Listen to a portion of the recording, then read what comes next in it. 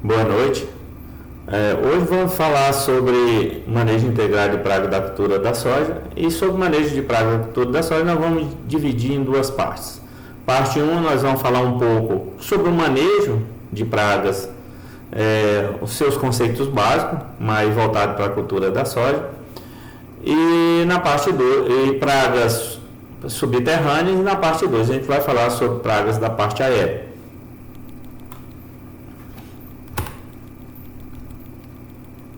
Bem, qual foi sempre o grande desafio da agricultura? Isso é importante, né? Porque sempre, no passado, presente e com certeza no futuro, a gente vai ter um grande desafio. Qual é esse grande desafio? Primeiro, produzir alimento com uso racional de agrotóxicos. A gente sabe, né? A imprensa, muitos órgãos batem em cima todo dia.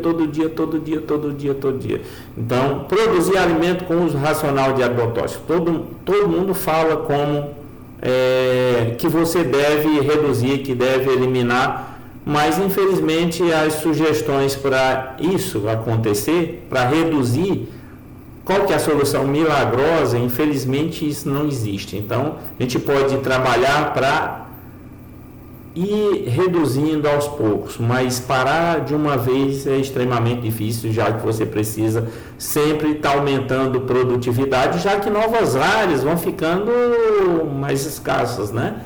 E com a questão ambiental que bate em cima para evitar a abertura de novas áreas, com certeza a gente tem que aumentar a produtividade nas áreas que a gente já tem. Então é um desafio grande reduzir o uso de agrotóxicos e aumentar a produtividade.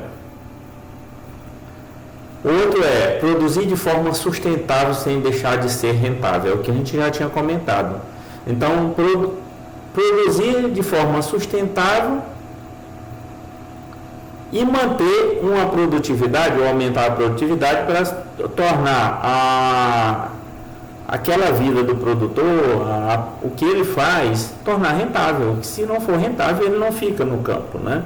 E isso é importante, e principalmente pequeno produtor, médio produtor vai sofrer bem mais. Quais são as bases do MIP, do manejo integrado de praga, né? Nós já vimos antes, né? Quando a gente falou lá de manejo, a gente falou dos princípios básicos do manejo integrado de praga. Nós temos a taxonomia, a biologia, a ecologia, são coisas que a gente tem que saber.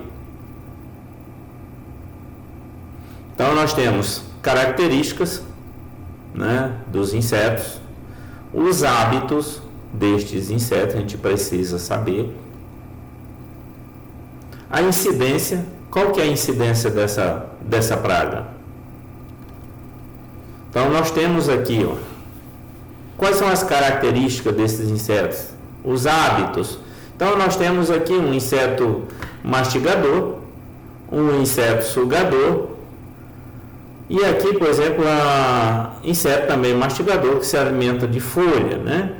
Então, se pegar esses dois, né, já que esse aqui é um desfolhador, eles têm características diferentes em termos de hábito alimentar. Esse aqui suga, esse aqui come o tecido, né? E a incidência também é diferente, né? O período de incidência é diferente. Então, você tem uma praga como o percevejo, ele tem maior ocorrência e que causa os maiores danos durante a fase reprodutiva da planta. Já esse aqui, a maior incidência é na fase vegetativa, ou seja, quando a planta está em pleno estágio vegetativo, ou seja, tem massa foliar. Isso é interessante para os insetos desfolhadores, né?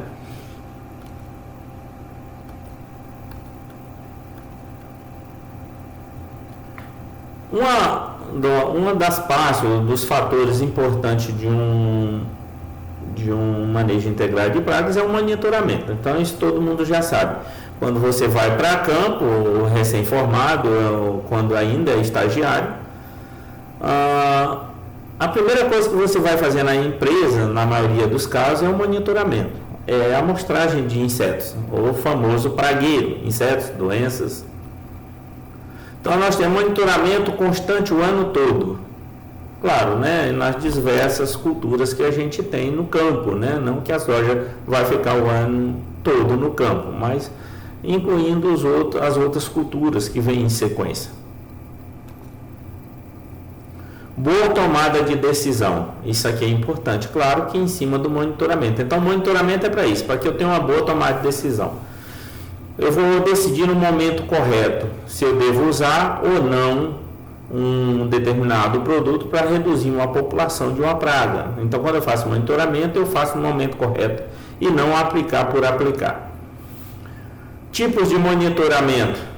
Quais são os tipos de monitoramento? Então, nós temos monitoramentos visuais, pano de batida e armadilhas, seja por feromônio ou armadilha luminosa. Então, visuais e pano de batida são as mais comuns da gente usar. Claro, mas nós temos um potencial muito grande aqui, uso de feromônio.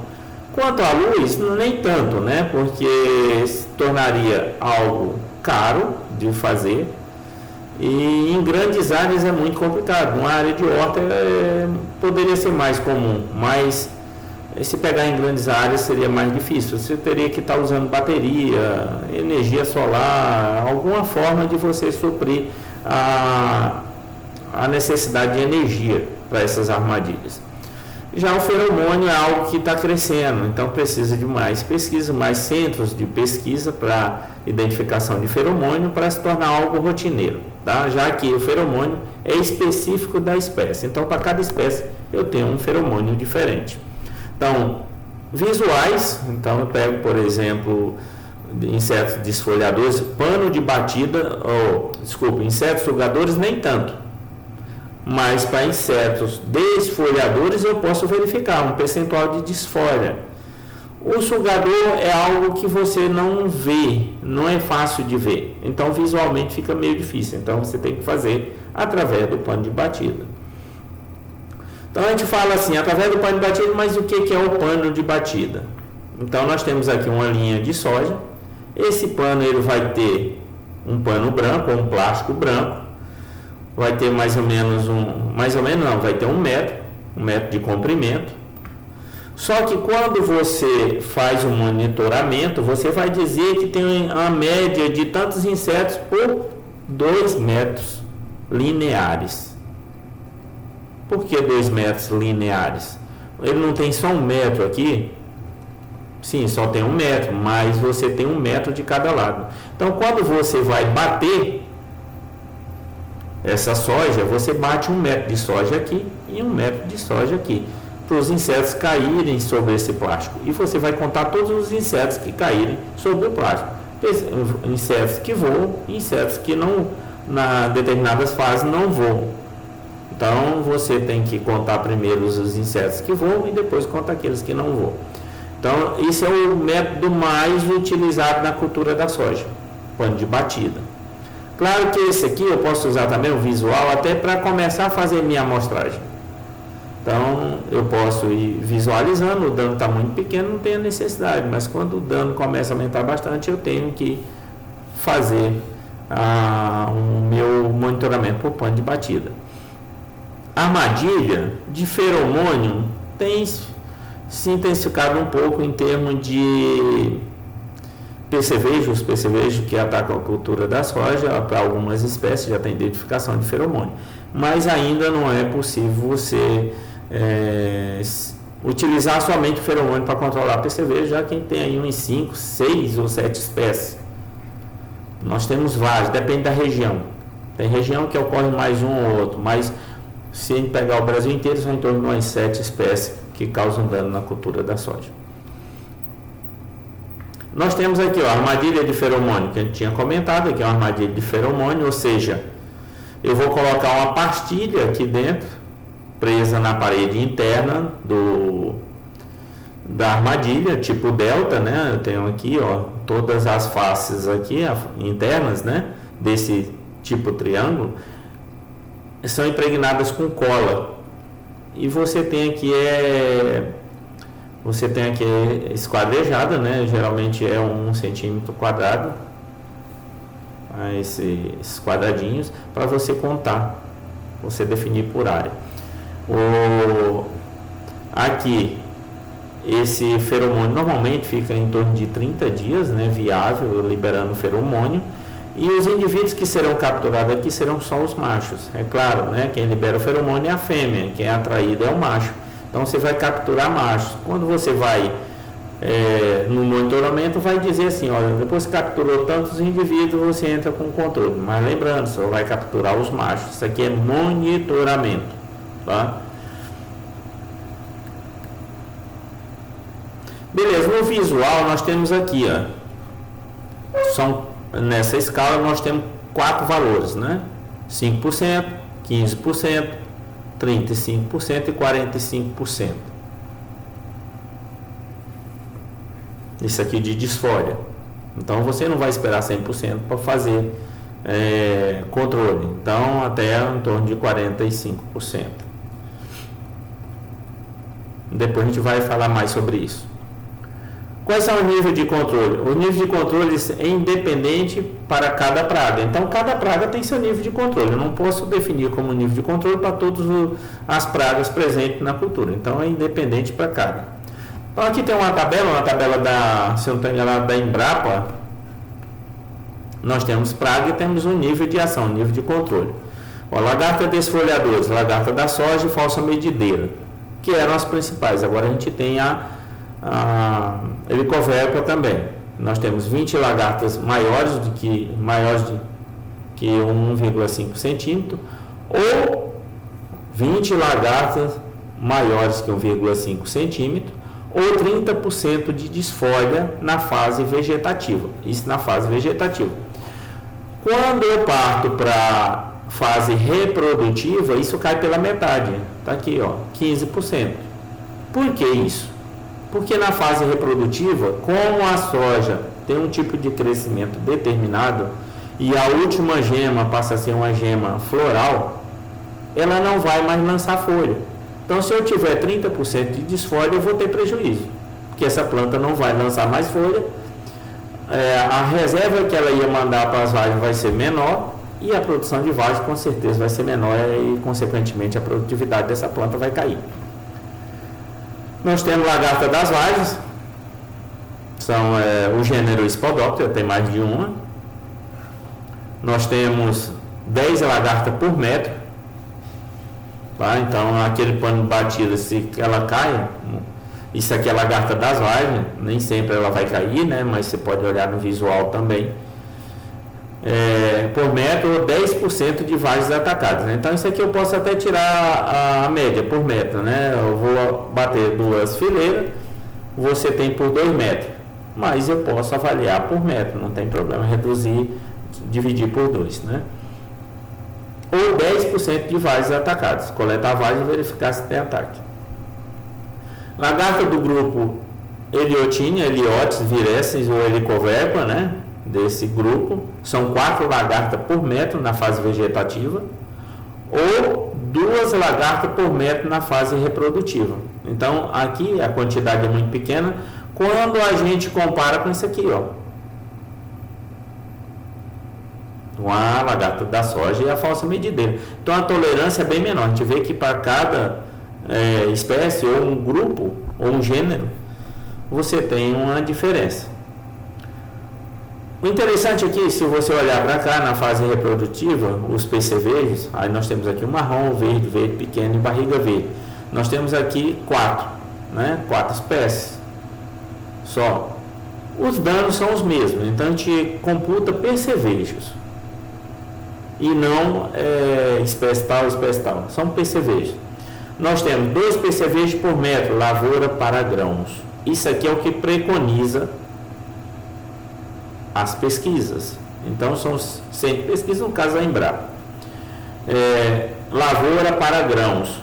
Quando essa lavoura é para semente, a tolerância é 1 percevejo por metro. Tá? Então o que acontece? Aqui, quando a soja está com preço muito bom, muitas vezes o produtor trabalha aqui, com 1 percevejo também. Por quê? Porque ele não quer ter prejuízo. Então, Antigamente trabalhava com 4 percevejos por metro, isso lá no Paraná, por exemplo, né? A soja veio aqui para o Mato Grosso, os produtores continuaram trabalhando com 4 percevejos por metro. Só que aqui na região centro-oeste, por exemplo, as condições são extremamente ideais para o crescimento populacional da praga. Então eu não posso deixar crescer muito. Então o produtor começou a verificar isso e reduzir o nível de controle, e as pesquisas confirmaram isso. Então hoje trabalha com 2 percevejos por metro. Nós temos a broca do ponteiro, que tem aqui 25 a 30% das plantas com ponteiro atacado. Esse aqui a gente já avalia o ponteiro, porque ela atacou o ponteiro. Tamanduá da soja, até V3, o estágio vegetativo 3, o início do desenvolvimento das plantas, 1 adulto por metro. V4 a V6, 2 adultos por metro, ou seja, a planta já cresceu, já suporta mais o ataque. Nós temos as vaquinhas, aqui só como exemplo, né? 30% de desfolha na fase vegetativa, com 15% de desfolha na fase reprodutiva. Aqui, Então o dano vai ser o mesmo que a lagarta causa, ou seja, redução de área foliar. Então o nível de controle passa a ser o mesmo. Tá, isso aqui é só para mostrar que cada espécie ou um grupo de insetos que tem o mesmo comportamento alimentar tem um nível de controle diferente. Nós temos as condições do ambiente que a gente tem que levar em consideração: a fenologia da planta, a nutrição da planta e o estresse passado por essa planta. Isso aqui é extremamente importante. Percevejo, por exemplo, você analisa isso aqui muito bem, encaixa muito bem aqui. Ou seja, o percevejo não ataca durante a fase vegetativa, mas ataca na fase reprodutiva a partir do estágio R3, que a gente chama de estágio de canivete, ou fase de canivete. A nutrição da planta também afeta. Se a planta está com deficiência nutricional, ela vai resistir bem menos ao ataque da praga. E o estresse da planta, ou seja, se você pegar, por exemplo, períodos de veranico, quando você faz semeadura da soja, se está acontecendo isso, período de veranico, a probabilidade de ataque de lagarta elasmo ou a broca do colo é muito maior do que quando você tem chuvas regulares. E claro, a planta vai estar menos resistente ao ataque do inseto. Nós temos que avaliar a fase do desenvolvimento do inseto também. Tá? Na soja a gente pode avaliar isso muito bem. Ou seja, percevejo, estágio primeiro insta, segundo insta, a gente não avalia. Por quê? Porque esses indivíduos nesses 2 estágios ainda não causam dano na planta. A partir do terceiro insta, aí sim eles começam a causar prejuízo e eu tenho que quantificar. Fatores climáticos, temperatura e umidade. Isso aqui influencia? Influencia. Então a temperatura, até uma determinada temperatura, se pegar a temperatura em média em torno de 25, mais ou menos 2 graus, é uma temperatura ideal para o desenvolvimento do inseto. E se encaixa muito bem nas nossas condições. Quando eu falo em média. A umidade também. Boa precipitação reduz população de inseto, e a umidade do solo também afeta principalmente as pragas de solo. Tá? Então, os fatores climáticos são importantes. Os inimigos naturais, mais ainda. Então, eles são tão importantes que, se eu faço um bom manejo, ou seja, eu aplico um produto químico quando extremamente necessário, e aplico produtos que são seletivos aos inimigos naturais. Isso ajuda muito o crescimento populacional. Isso vai aumentar o intervalo entre a aplicação, ou seja, eu vou demorar mais tempo entre uma aplicação e outra para eu fazer uma pulverização, uma segunda pulverização, né? Então eu tenho que ter muito cuidado na escolha do meu produto para não estar aplicando somente produto de amplo espectro e que não seja seletivos aos inimigos naturais. Isso vai aumentar o que? O teu gasto com produtos químicos. Beleza. Quais são os pilares do manejo integrado de pragas? A gente mostrou o alicerce, né? Os pilares nós temos aqui, né? O mais utilizado para a soja. Primeiro, controle cultural. Manter a área de refúgio para plantas transgênicas, isso aqui é extremamente importante. Nem sempre o produtor cumpre, mas é importante para diminuir a resistência ou desacelerar a resistência que o inseto normalmente adquire em relação aos transgênicos. Então, para que isso aconteça com uma velocidade bem menor. Manter culturas alternativas. Isso aqui é difícil, a gente convencer o produtor para trabalhar com culturas alternativas, né? Ele trabalha com soja, ele trabalha com milho, uma vem após a outra. Eliminar rebrotas, isso aqui é extremamente importante e o produtor faz, né? Porque se pegar na soja, é feito o quê? Passa de secante, passou de secante, ela não vai rebrotar, vai morrer a planta, né?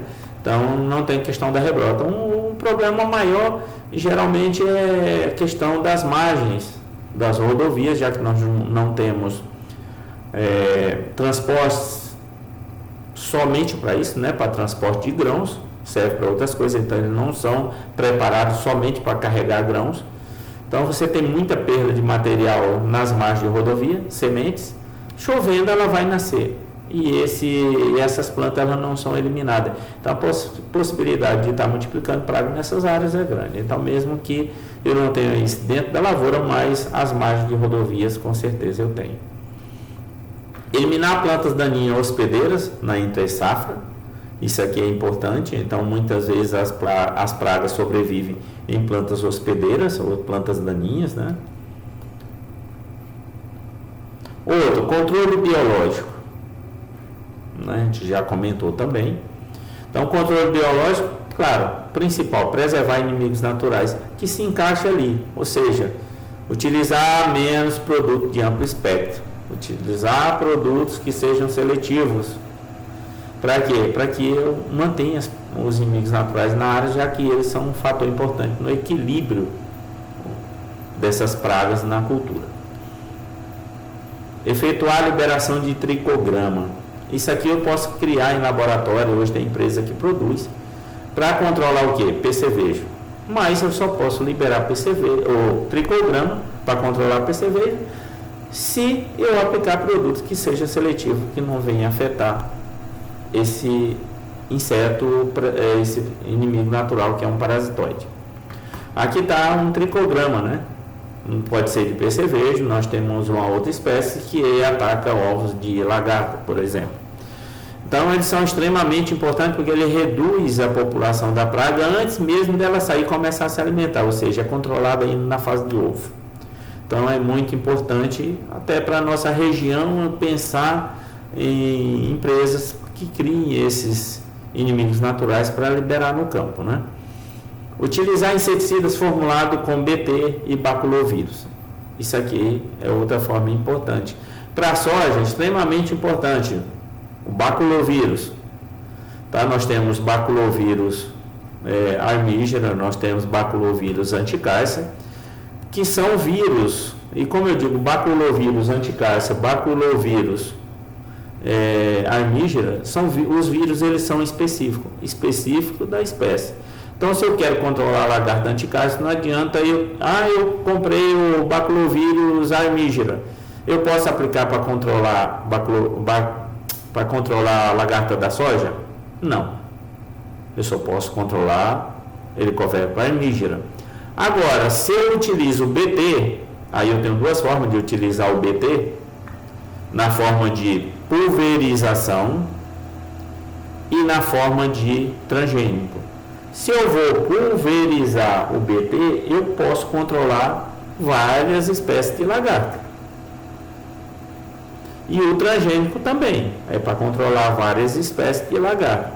Então, a bactéria ela é mais generalista, né? O baculovírus é específico, então tem que ter esse cuidado também. Então, nós temos aqui, morte de lagarta por baculovírus, ela fica totalmente liquefeita. E por bactéria, Bacillus thuringiensis. Então, a gente já até comentou como é que funciona principalmente o BT, né?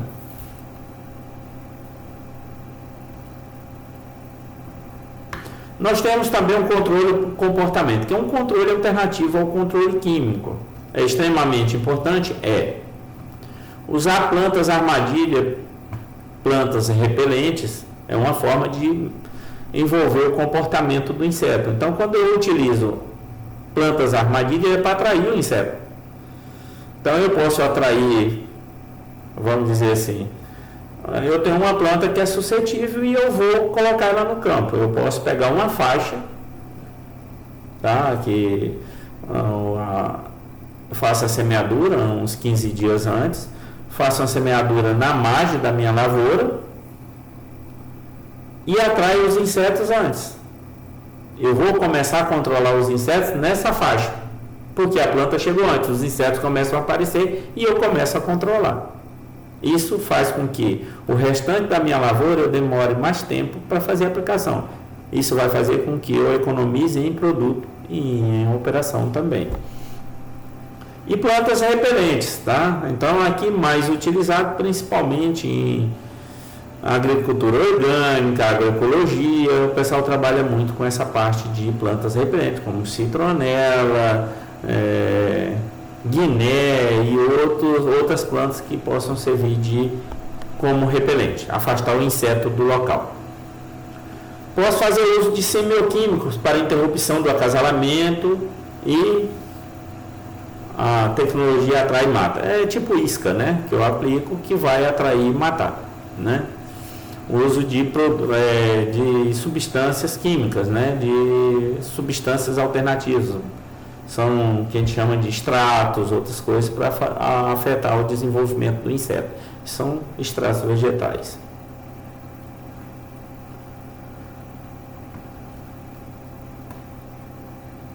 Isso aqui nós temos também aqui o macho estéril, tá? Liberação de machos estéreis, ou seja, eu vou também um controle do comportamento, mas é uma forma diferente. Ou seja, eu vou esterilizar os machos e liberar no campo para concorrer com os machos normais no acasalamento das fêmeas. As fêmeas só acasalam uma vez. Se ela acasalar com macho estéril, ela não vai produzir um ovo fértil. Então, você reduz a população. É uma forma. Então, nós temos aqui um exemplo, mosca das frutas. Hoje é bastante usado, né, a macho esterilidade para controle de mosca das frutas. O Brasil até exporta mosca esterilizada para reduzir população em países que trabalham com fruticultura. Nós temos o controle vegetal também, que é utilizar transgênico com proteínas eficientes para o manejo de praga, né? No caso, as nossas plantas BT, tá? Milho, soja, onde você já tem incorporado o quê? O gene da bactéria do BT, né, Bacillus thuringiensis, para controlar pragas, né? E claro, essas proteínas que sejam eficientes. Hoje, uma proteína, 2 proteínas já não são tão eficientes. Há 3 proteínas numa mesma planta que são responsáveis pela produção da toxina. Da toxina, ela ainda tem eficiência, né? Uma boa eficiência no controle da praga, principalmente helicoverpa. Nós temos o controle químico, né? Não é controle química, é controle químico.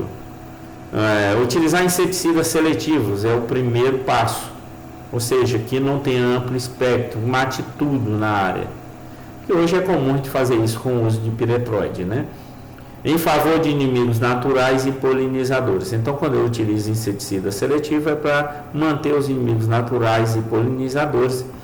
Na soja eu não digo tanto, porque a soja acho que é em torno de, não sei se uns 5% só que ocorre polinização cruzada, o resto tudo é autofecundação, né? Então nem tanto, né? Mas os inimigos naturais, se a gente preservar, já ajuda bastante. Fazer rotação de inseticidas, isso aqui é extremamente importante também. Modos de ação e grupo químico, principalmente o grupo químico, né? O princípio ativo. Eu tenho que fazer rotação, por quê?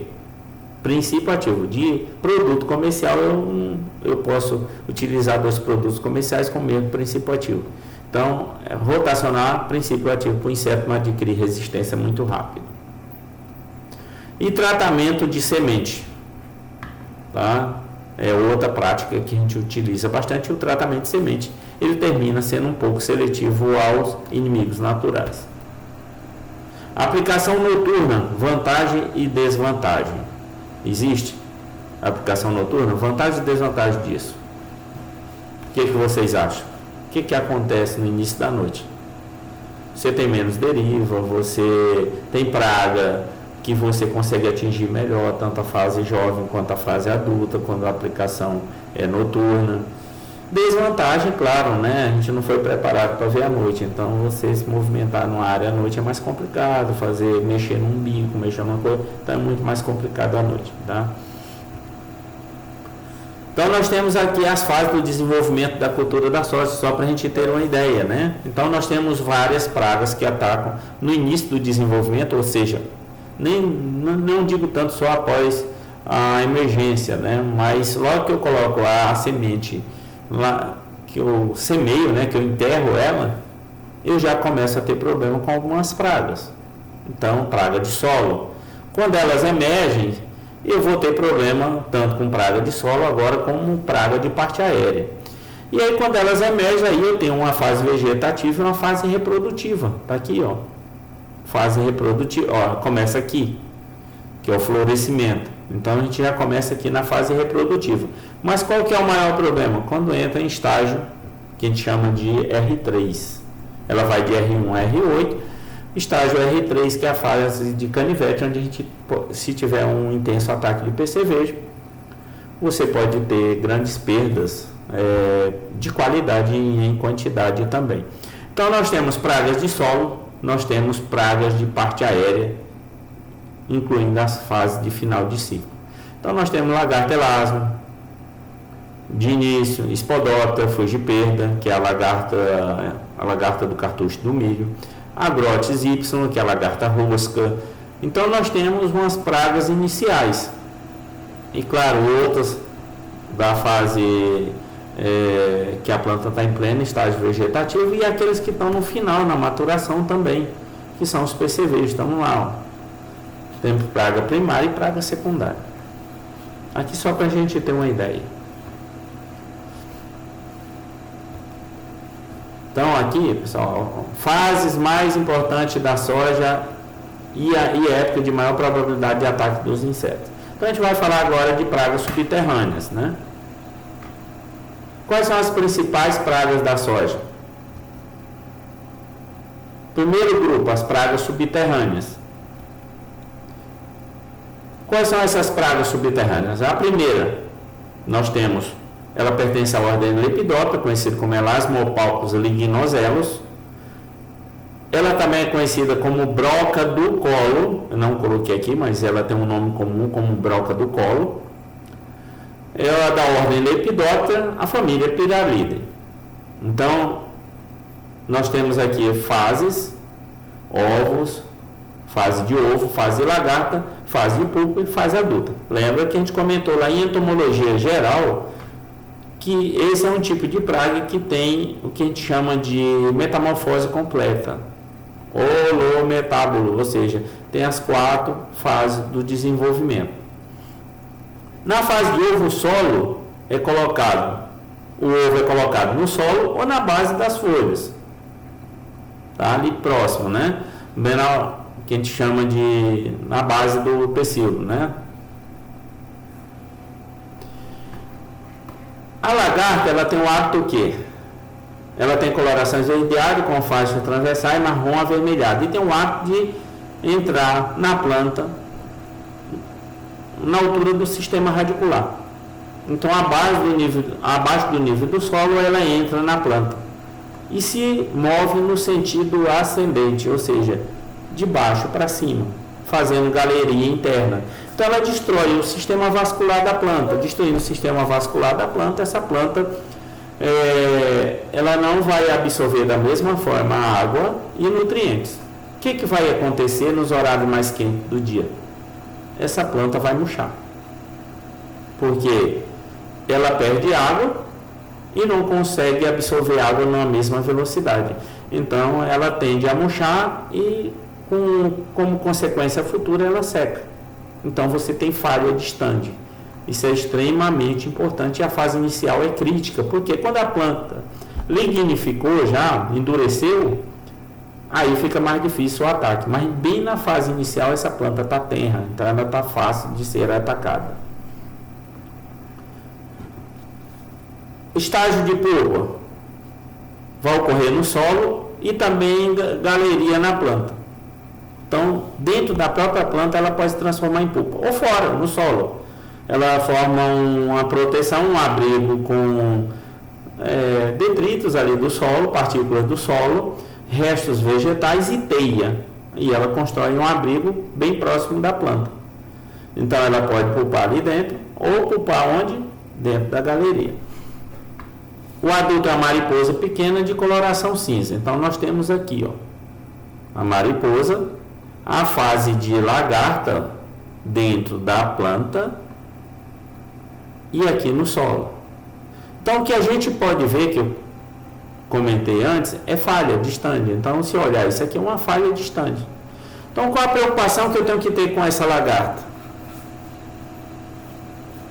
A preocupação que eu tenho que ter é qual que é o histórico disso aqui e qual a minha previsão de precipitação. Se a previsão de precipitação for de chuvas regulares, eu não tenho que ter tanta preocupação com essa lagarta, porque ela é uma praga de solo e a umidade vai afetar o desenvolvimento populacional dessa praga. Agora, se tiver chuvas espaçadas, que a gente chama de veranico, chover hoje, passa 3, 4 dias sem chover. Aí eu posso ter esse problema. Então, se eu já tenho uma previsão que vou ter essa situação, eu tenho que fazer um tratamento de semente também com inseticida, para prevenir o ataque da praga. Isso vai garantir menor ataque dessa praga, como também de outras pragas da fase inicial e também praga de solo. Eu tenho que ter esse cuidado, portanto.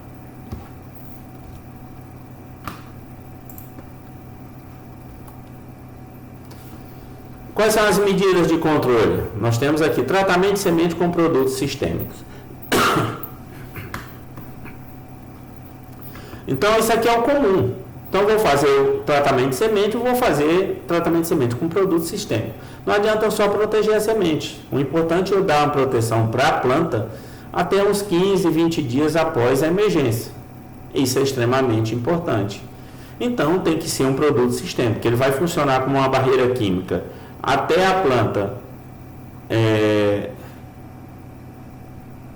germinar, ou seja, emitir a raiz e começar a emitir a parte aérea, e a partir daí ele funciona como sistêmico, ou seja, a planta vai ter um sistema vascular e isso aí vai translocar pela planta. Então eu tenho ele agindo também como produto sistêmico, translocando pelo sistema vascular.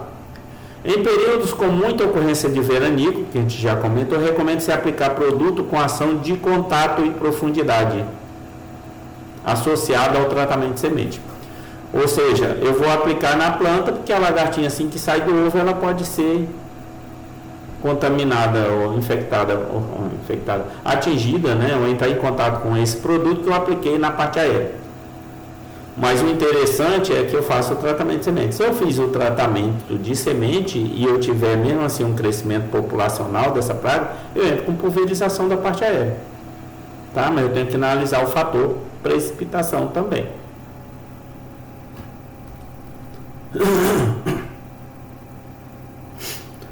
Produtos recomendados. Pessoal, eu não coloquei nome de produto, nós temos uma infinidade de produtos, eu coloquei aqui o link. Tá? Vocês podem ir na AgroLink, que lá vai mostrar uma grande quantidade de produtos que são recomendados para controlar essa praga. Então não adianta falar um ou outro, que você tem vários. Então você pode pesquisar vários para ver qual que é o melhor, o mais econômico produtor. Mas é produto para tratamento de semente e produto para fazer pulverização, aplicação na parte aérea. Uma outra praga importante, uma praga de solo, é conhecida como lagarta rosca. Todo mundo já ouviu falar dela. Rosca por quê? Porque ela tem um comportamento de quando ela está em repouso, ela não está se alimentando, ou você toca nela, ela se enrola e fica no formato de uma rosquinha de padaria. Então, por isso que tem esse nome, lagarta rosca. Ela pertence à ordem Lepidoptera, ou seja, às mariposas e borboletas. No caso da lagarta rosca, é uma mariposa, ou seja, ela tem hábito o quê? o adulto tem hábito noturno, mas no caso da lagarta rosca, a lagarta também tem hábito noturno. A lagarta broca do colo, ou Elasmopalpus, ela tem hábito diurno, a lagarta. E a mariposa, hábito noturno. Nesse caso, tanto o adulto quanto a lagarta, elas têm hábito noturno. Se esconde durante o dia.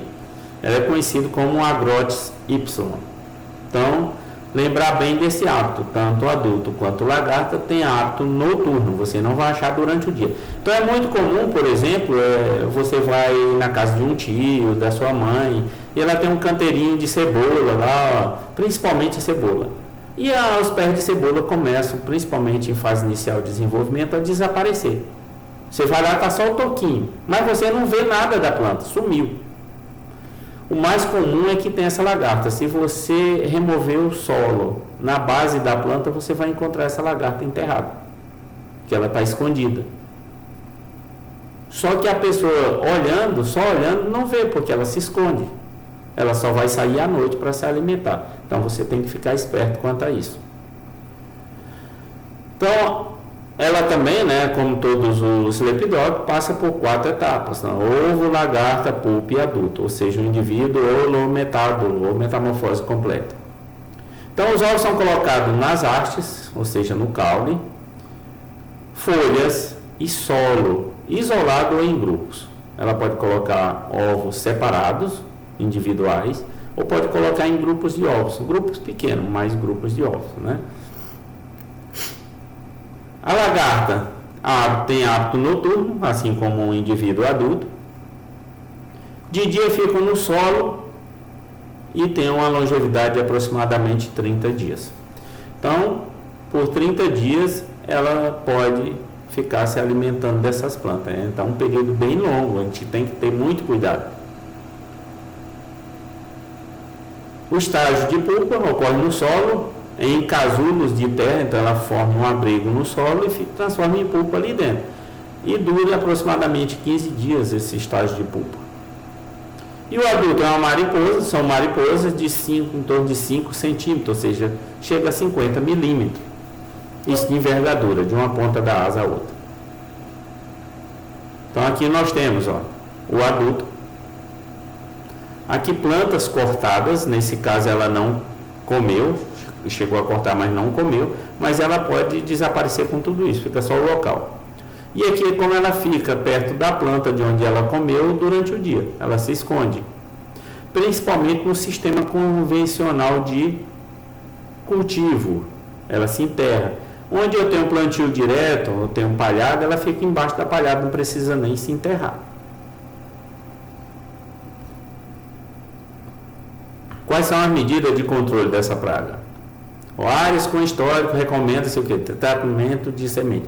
Então, toda praga de solo, um dos primeiros tratamentos é o tratamento preventivo, com aplicação de produto na semente, produto sistêmico. E controle antecipado de plantas daninhas, ou seja, alguns dias, não lembro se é 15 dias, antes da semeadura, eu fazia um controle de secar essas plantas daninhas, para que não tenha um alimento para essas pragas e você tenha uma redução de população. Produtos recomendados, a mesma coisa.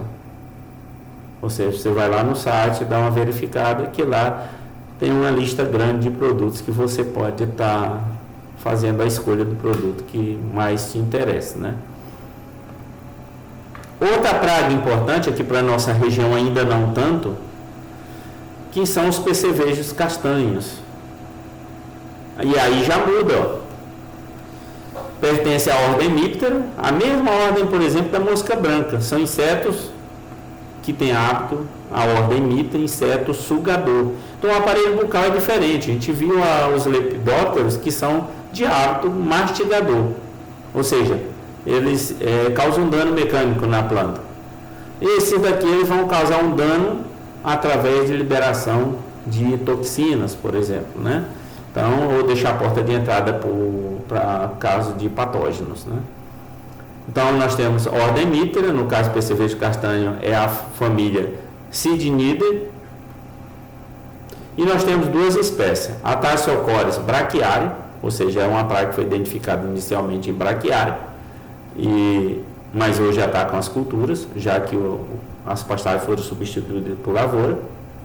E Scaptocoris castanho, são essas duas espécies. Aí você pode perguntar assim, vem cá, professor, mas você está falando de percevejo, e o percevejo é uma praga de solo? Nesse caso, sim. Nós temos percevejos de parte aérea, que atacam as sementes, lá na vagem, e nós temos essas duas espécies, que são pragas de solo, que atacam o sistema radicular da planta. Aí, pessoal, aqui é diferente, ó. Esses indivíduos passam por 3 etapas. Você não tem o quê? Isso aqui está errado, viu? Isso aqui agora não tem como corrigir, mas vocês anotem aí. Aqui está errado, não é fase de pupa, é fase adulta, tá? Aqui eu copiei a caixa de texto aqui e foi junto e eu não substituí, né? Então nós temos aqui uma fase de ovo que vai ocorrer no solo, com coloração creme, ovalado, liso e brilhante. Então esse aqui é mais difícil de ver, porque está no solo e esse ovo é muito pequeno. As ninfas são brancas e posteriormente amareladas e levam um período de 11 dias no solo. Isso aqui está errado, tá? Então a fase adulta também ocorre no solo, tá? Mas eu não tenho o período de longevidade do adulto. Então isso aqui está errado, esqueça essa caixa de texto. Então nós temos aqui, ó, fase de ninfa, essa fase branca, que está aqui a fase de ninfa. Fase de ovo não tem condição da gente ver, porque se confunde com o solo, fica mais difícil de visualizar. E aqui nós temos a fase adulta. Então todas essas fases vão ocorrer aqui. Então você tem o que a gente chama de sobreposição de geração. E aqui o que acontece com a planta? Ó? Falhas, uma área normal e aqui uma área atacada por percevejo. Porque ele vai atacar como? Como é uma praga de solo, tem uma característica de atacar em reboleira. Então ele se movimenta pelo solo, então ele vai aumentando essa mancha de ataque. Então vai acontecer aqui.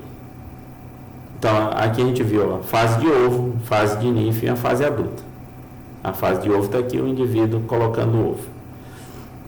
Então ele passa por essas 3 etapas. E o que vai acontecer com a planta?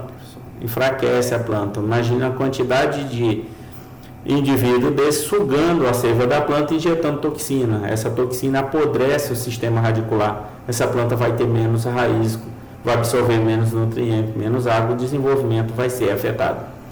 O que está interessante, pessoal, é que os controles não são tão efetivos para essa praga, já que é uma praga de solo. Outra coisa, quando é no período seco, essa praga chega a mais de 1 metro de profundidade. E aí, quando está chovendo, que é o período que a gente tem o desenvolvimento das plantas, esses indivíduos ficam numa profundidade entre 18 e 20 centímetros, justamente na região onde você tem a maior concentração de raiz. Então isso é extremamente danoso para a planta, né? Então quais são as medidas de controle? Primeiro, controle com metarrhizo anisótone, que em trabalho científico apresentou bons resultados, tá? Não tem usado largamente, mas é uma possibilidade de uso, o metarrhizo anisótone. O que é o metarrhizo? Fungo. Isso é um fungo que a gente usa para controlar a cigarrinha das pastagens. Eu posso aplicar para controlar. Nesse caso, eu tenho que aplicar esse fungo e incorporar ele. Ou seja, quando eu pego, por exemplo, um plantio direto, é mais complicado. Quando eu trabalho no sistema convencional, é mais fácil fazer isso. Aração e gradagem pode reduzir populações também. Quando eu trabalho com sistema convencional, eu fazia uma aração e gradagem, eu termino mexendo com esses indivíduos, expondo eles ao sol, a predadores, eu termino reduzindo um pouco a população, mas não tanto. Produtos recomendados, botei aqui a mesma coisa, tá? Tem lá no AgroLink alguns produtos que são recomendados, né? Tratamento de sementes e produtos utilizados como repelente para tentar afastar. São algumas práticas, mesmo assim o controle não é tão eficaz. Outra coisa, pessoal, essa praga aqui, ela já está na nossa região. Era muito comum isso aqui na região de Sapezal, mas agora já chegou em nossa região devido ao trânsito de máquinas, ou seja, a pessoa tem uma fazenda lá pro lado de Rondonópolis, para aquele lado, e tem fazenda aqui na região, e ele não quer o quê? Comprar máquinas aqui também, então ele termina operações lá e traz máquina para cá. Isso faz com que eu termine transportando as pragas, já que eu não faço uma higienização nessas máquinas. Outra praga que tem surgido e aumentado a população nas regiões aqui, mas era muito comum em São Paulo, lá no Mato Grosso do Sul, mas que agora está aparecendo por aqui, que é um coleóptero, né, da família Corculeonidae, chamado de torrãozinho. Ele é marrom, ele é bem pequeno, conhecido como Aracanthus murray.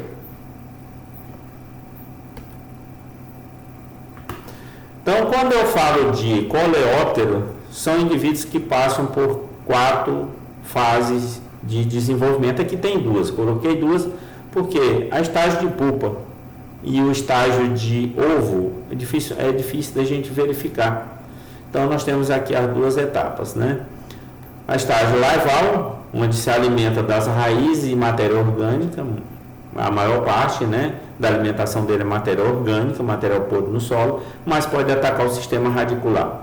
E o adulto, por exemplo, tem uma característica de fingir de morto quando a gente toca ele tem uma leve protuberância nas costas e tem hábito noturno, tá? E qual a característica dele? Fazer isso na folha, ó. E também nos cotilédones. Os cotilédones são lançados para fora e eles podem se alimentar daí. Então eles comem serrilhando a borda das folhas. É uma das características. Qual medida de controle eu devo usar? Pulverização somente na bordadura, porque já que ele entra pela bordadura,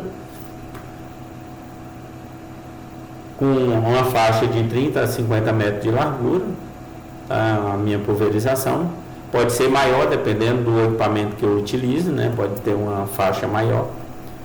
O nível de desfolha não deve ultrapassar 30% da área. Isso aqui é comum para desfolha na planta, não deve ultrapassar isso aqui, senão a planta não se recupera. Produtos recomendados, a mesma coisa. Vocês vão ter o endereço de lá, aqui é o endereço específico para essa praga. Então, se você usar esse endereço, você vai direto nos produtos recomendados para essa praga. Nós temos ainda como praga de solo um tal de coró da soja. Acho que vocês já ouviram falar. Então, é coleóptera, a ordem é coleóptera, e a família é Scarabeidae. Tá? Scarabeidae, o pessoal chama de escaravelho, ou seja, um tipo de parente ali do rola-bosta. Ela é conhecida como filófaga cuiabana, então o nome já fala muito bem, né? Então é algo que foi identificado, uma praga que foi identificada no nosso estado, né? Cuiabana. Por ser um coleóptero, também passa por 4 etapas de desenvolvimento, uma fase de ovo, onde larva, uma fase adulta, mas também uma fase de pupa, depois da fase larval. Essa fase, os adultos colocam os ovos no solo, a 15 centímetros de profundidade, ou seja, bem na região do sistema radicular, e tem um período de incubação de 10 dias. Já o estágio larval, a larva pode atingir 4 centímetros, ou seja, 40 milímetros, então a larva é grande, e chegar até 40 centímetros de profundidade, então profundo, né? Fugindo um pouco da ação, às vezes, de produto. E ocorre uma geração por ano, uma geração, ou seja, o ciclo desse indivíduo é longo. Duração da fase larval,